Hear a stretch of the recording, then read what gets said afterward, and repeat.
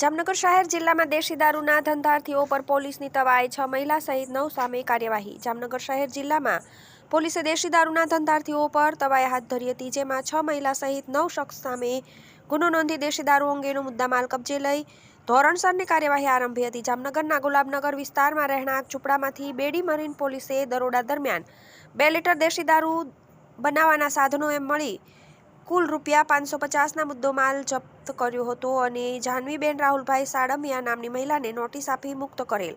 આજ વિસ્તારમાં ધનીબેન રવિભાઈ સાડમિયા નામની મહિલાના કબજામાંથી ₹650ની કિંમતનો દેશી દારૂ અંગેનો મુદ્દામાલ મળી આવતા તેણીને પણ નોટિસ આપી મુક્ત કરેલ છે. આ ઉપરાંત ગુલાબનગર વિસ્તારમાંથી ભાવનાબેન પ્રવીણભાઈ નામની મહિલાના કબજામાંથી દેશી દારૂનો ₹950ની કિંમતનો મુદ્દામાલ કબજે કર્યો હતો અને તેણીને પણ નોટિસ આપી મુક્ત કરેલ છે. જામનગરના મારવાડીવાસ ખાતેથી સીટીએ પોલીસે દરોડા દરમિયાન દેશી દારૂ અંગેનો જામનગરમાં મારવાડીવાસ ખાતેથી સીટીએ પોલીસે દરોડા દરમિયાન દેશી દારૂ અંગેનો ₹1255ની કિંમતનો મુદ્દામાલ કબજે કરી લક્ષ્મીબેન ગંગારામ રાઠોડને ફરાર જાહેર કરી વધુ તપાસ હાથ ધરી છે.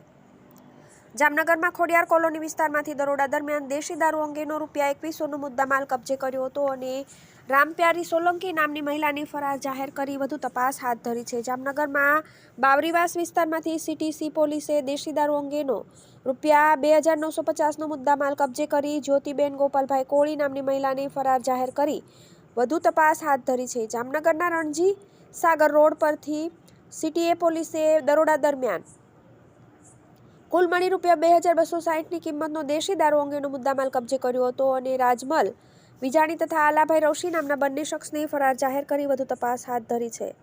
લાલપુરના પીપળીમાંથી પોલીસે ₹200ની કિંમતનો દેશી દારૂ અંગેનો મુદ્દામાલ કબજે લઈ પુના ખીમાસુર નામના શખ્સને ફરાર જાહેર કરી વધુ તપાસ હાથ ધરી છે. જોડિયામાં રહેતા દિનેશપરી મગનપરી ગોસાઈ નામના શખ્સની પોલીસે દરોડા દરમિયાન દેશી દારૂના ₹1110ની કિંમતના મુદ્દામાલ સાથે ધરપકડ કરી ધોરણસરની કાર્યવાહી હાથ ધરી હતી. TV18 news Jamnagar.